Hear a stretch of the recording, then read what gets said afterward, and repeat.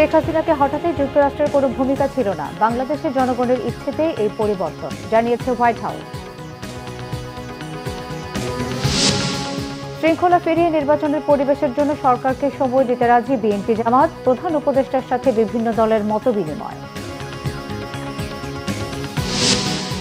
আওয়ামী লীগকে দল গোছানোর পরামর্শ স্বরাষ্ট্র উপদেষ্টার, খুনিদের পুনর্বাসনে সাবধান, 5 আগস্টের কথা স্মরণ করিয়ে সতর্ক করলেন সমন্বয়করা।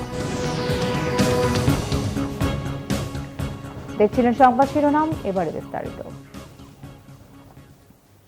শেখ হাসিনাকে ক্ষমতাচ্যুত করতে কোনো ভূমিকা অস্বীকার করেছে যুক্তরাষ্ট্র। দেশটির দাবি, বাংলাদেশের জনগণের ইচ্ছেতেই এই পরিবর্তন এসেছে। স্থানীয় সময় সোমবার নিয়মিত ব্রিফিংয়ে একথা বলেন হোয়াইট হাউসের মুখপাত্র ক্যারেন জাপিয়ারে। জানান, শেখ হাসিনাকে হঠাতে যুক্তরাষ্ট্রের সম্পৃক্ততা সংক্রান্ত সব অভিযোগ সম্পূর্ণ মিথ্যা এবং গুজব। বাংলাদেশের জনগণের সিদ্ধান্তে এটি হয়েছে এবং যুক্তরাষ্ট্র বিশ্বাস করে বাংলাদেশের সাধারণ মানুষই দেশটির সরকারের ভবিষ্যৎ ঠিক করবে। এর আগে ভারতীয় সংবাদ মাধ্যমে বলা হয়, ক্ষমতাচ্যুত সাবেক প্রধানমন্ত্রী শেখ হাসিনা তার ক্ষমতা হারানোর পেছনে যুক্তরাষ্ট্রকে দায়ী করেছেন। সেন্ট মার্টিন দ্বীপ মার্কিন যুক্তরাষ্ট্রের হাতে তুলে না দেয়া তাকে ক্ষমতাচ্যুত করা হয়েছে। অন্তর্বর্তীকালীন সরকারের উপদেষ্টা হিসেবে শপথ নিয়েছেন ফারুকী আজম বীর প্রতীক। সকাল 11টায় বঙ্গভবনে রাষ্ট্রপতি মোহাম্মদ শাহাবুদ্দিন তাকে শপথ পড়ান। বঙ্গভবনের দরবার হলে জাতীয় সঙ্গীতের মধ্য দিয়ে শপথ অনুষ্ঠান শুরু হয়। এরপর কোটা সংস্কার আন্দোলনে নিহতদের স্মরণে দাঁড়িয়ে 1 মিনিট নীরবতা পালন করা হয়। এ সময় উপস্থিত ছিলেন অন্তর্বর্তীকালীন সরকারের প্রধান উপদেষ্টা ডক্টর মোহাম্মদ ইউনূস সহ উপদেষ্টারা। এর মাধ্যমে 17 সদস্যের অন্তর্বর্তীকালীন সরকারের শপথের আনুষ্ঠানিকতা শেষ হল। অপারেশন জ্যাকপটে অংশ নেওয়া এই উপদেষ্টা এতদিন যুক্তরাষ্ট্রে ছিলেন। ছাত্র জনতার গণ আন্দোলনে শেখ হাসিনা সরকারের পতনের পর গত 8 আগস্ট নোবেলজয়ী ডক্টর মোহাম্মদ ইউনূসের নেতৃত্বে অন্তর্বর্তীকালীন সরকার দায়িত্ব নেয়। নির্বাচনের পরিবেশ তৈরি করতে আরও সময় লাগবে, সরকার কাজ করছে বলে জানিয়েছেন বিএনপি মহাসচিব মির্জা ফখরুল ইসলাম আলমগীর। এদিকে জামাতে ইসলামের আমির শফিকুর রহমান বলেছেন, জামাত নিষিদ্ধের সিদ্ধান্ত জনগণ মানে না। প্রধান উপদেষ্টা ডক্টর মোহাম্মদ ইউনূসের সঙ্গে বৈঠক শেষে তারা এসব কথা বলেন। আমরা কোনো কথা বলিনি, কারণ আমরা বলেছি যে আগেও বলেছি, আপনাদেরকে জানেন যে একটা নির্দিষ্ট সময় লাগবেই এই আপনার নির্বাচনের জন্য উপযুক্ত পরিবেশ তৈরি করতে। আমরা তাদেরকে সেই সময়টি অবশ্যই দিয়েছি এবং আমরা তাদের সব বিষয়গুলোতেই সমর্থন দিচ্ছি। আমরা একটা কথা খুব পরিষ্কার করে বলেছি যে বর্তমানে দেশে যে অস্থিরতা সৃষ্টি করা হচ্ছে, চেষ্টা করা হচ্ছে, যে বিশৃঙ্খলা সৃষ্টি করা হচ্ছে এবং সাম্প্রদায়িকতার যে ধোঁয়া তোলা হচ্ছে, এগুলোতে জনগণ যেন বিভ্রান্ত না হয় এবং জনগণ যেন ঠিক পূর্বের মতোই সেই সাম্প্রদায়িক সম্প্রীতিকে অক্ষুণ্ণ রেখে, জনগণ নিরাপত্তাকে অক্ষুণ্ণ রেখে তারা যেন এই সরকারকে সহায়তা করে। আমরাও পুরোপুরিভাবে তাদেরকে সেইভাবে সহায়তা করছি। সব মামলাকে ধর্মীয় মামলা বলে চালিয়ে দেওয়া যাবে না। এখানে একজন রাজনীতি করতো, সে রাজনীতির ক্ষেত্রে হয়তো বড় কোনো অপরাধ করেছে, মানুষের ক্ষোভের জায়গা থেকে তার উপরে প্রতিশোধ নিয়েছে, এটাকে আমরা ধর্মীয়ভাবে নেব কেন? এটা আমাদের দায়িত্ব না, এটা তারাই এখন প্রতিবাদ করছেন। আবার কোনো কোনো দেশ এখানে জড়ায়ে পড়ছে বিশেষভাবে, সেই দেশেরই বিবেকবান মিডিয়াগুলো এখন তার প্রতিবাদ করছে। কেউ আমাদেরকে নিষিদ্ধ করে দিলই বলে আমরা নিষিদ্ধ হয়ে গেলাম, এটা আমরা মনে করি না। কারণ শেষের দিকে সরকার এমন অনেক ভুল কাজ করেছে যেটার মাসুল হয়তো এই দেশবাসীকে দিতে হবে, সরকারকে তো দিতেই হবে, এটার বুঝাই দেশবাসীকেও টানতে হবে। সেই রকমই একটা বিষয়। আন্দোলন যখন তুঙ্গে, তখন আন্দোলনকে ডাইভার্ট করার জন্য জামাতে ইসলামীকে হঠাৎ করে নিষিদ্ধ ঘোষণা করে দেওয়া হলো। এটা সারা জাতি এই মতলব বুঝে, জাতি এটা গ্রহণ করে নাই। এর আগে প্রধান উপদেষ্টা ডক্টর মোহাম্মদ ইউনূসের সঙ্গে বৈঠক করেছেন তার অধীনে থাকা 25 মন্ত্রণালয়ের জ্যেষ্ঠ সচিব ও সচিবরা। এদিকে সাবেক মন্ত্রিপরিষদ সচিব আলী ইমাম মজুমদারকে উপদেষ্টার পদমর্যাদায় প্রধান উপদেষ্টার বিশেষ সহকারী হিসেবে নিয়োগ দেওয়া হয়েছে। সোমবার সকালে প্রধান উপদেষ্টার বাসভবন যমুনা এই বৈঠক অনুষ্ঠিত হয়। অন্তর্বর্তীকালীন সরকারের প্রধান উপদেষ্টা ডক্টর মোহাম্মদ ইউনূসের অধীনে থাকা মন্ত্রণালয়গুলোর সচিবরা প্রধান উপদেষ্টার সাথে বৈঠকে বসেন। মন্ত্রণালয়ের কর্মপরিকল্পনা নিয়ে প্রধান উপদেষ্টাকে অবহিত করবেন সচিবরা। প্রধান উপদেষ্টা বৈঠকে তার অধীনের সব মন্ত্রণালয়কে বিভিন্ন দিক নির্দেশনা দেন। পরে বৈঠকের বিস্তারিত জানান জনপ্রশাসন সচিব মোহাম্মদ মিজবাউদ্দিন চৌধুরী। জানান, অগ্রাধিকার ভিত্তিতে কাজ করার নির্দেশ দিয়েছেন প্রধান উপদেষ্টা।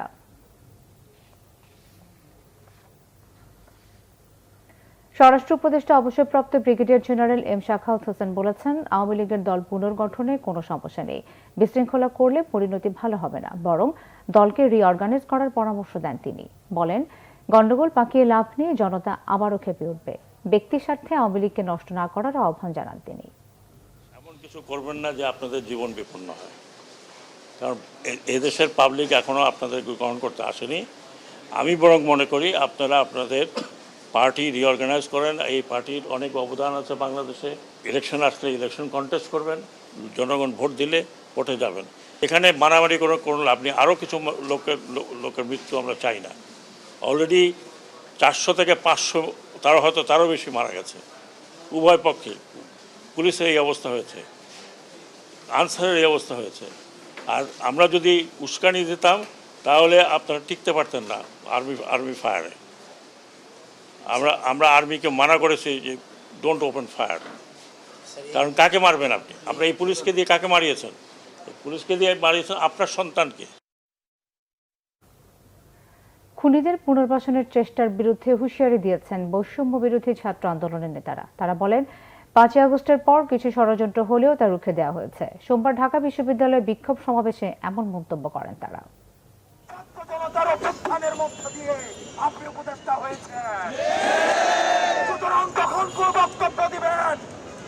আপনার সামনে যেন 5ই আগস্টের গণভবনের চিত্রটা মাথায় থাকে। আপনার সামনে যেন 5ই আগস্টের পার্লামেন্টের চিত্রটা মাথায় থাকে। যারা স্বৈরাচারকে পুনর্বাসন করতে চায়, যারা খুনি হাসিনাকে পুনর্বাসনের মতো বক্তব্য দিতে চায়, আমরা ছাত্রছাত্রীরা যেভাবে তাদেরকে উপদেষ্টা বানিয়েছি, ঠিক একইভাবে গদি থেকে ছুড়ে নামাকে আমরা বিরাম গতকালকে বিচার বিভাগীয় করার চেষ্টা করা হয়েছিল, কিন্তু গত পরশু এবং কাল 2 দিন আপনাদের অক্লান্ত পরিশ্রমে সেই ব্যর্থ হয়। চলমান পরিস্থিতিতে 19 জুলাই থেকে সারা দেশে বন্ধ ট্রেন চলাচল। কর্মহীন হয়ে পড়েছে প্রায় 5 শতাধিক দিনমজুর, শ্রমিক, দোকানি ও হকার। মানবেতর দিন কাটছে তাদের। ভৈরব প্রতিনিধি সত্যজিৎ দাস ধ্রুবর তথ্য ছবিতে ডেস্ক রিপোর্ট। ট্রেন চলাচল বন্ধ থাকায় কোলাহল নেই ভৈরব রেল স্টেশনে। কর্মহীন স্টেশনের হকাররা। কোটা সংস্কারের দাবিতে শিক্ষার্থীদের আন্দোলনে 19 জুলাই থেকে বন্ধ হয়ে যায় ট্রেন চলাচল। এতে থমকে গেছে হকারদের জীবন। অলস সময় পার করছেন তারা। রোজগার না থাকে মানবেতর দিন কাটছে তাদের। প্রায় 400-500 লোকের জীবিকা অর্জন করে অনেক হকার আছে, এখানে অনেক ব্যবসায়ী বৃন্দ আছে। তো রেলওয়ে বন্ধ থাকার কারণে সবারই অনেক উপার্জন, ইনকাম সোর্স অনেক কম। তো এভাবে চলতে থাকলে আমাদের অনেক সমস্যা হয়ে পড়ছে। আমরা খুব কষ্টের মধ্যে আছি।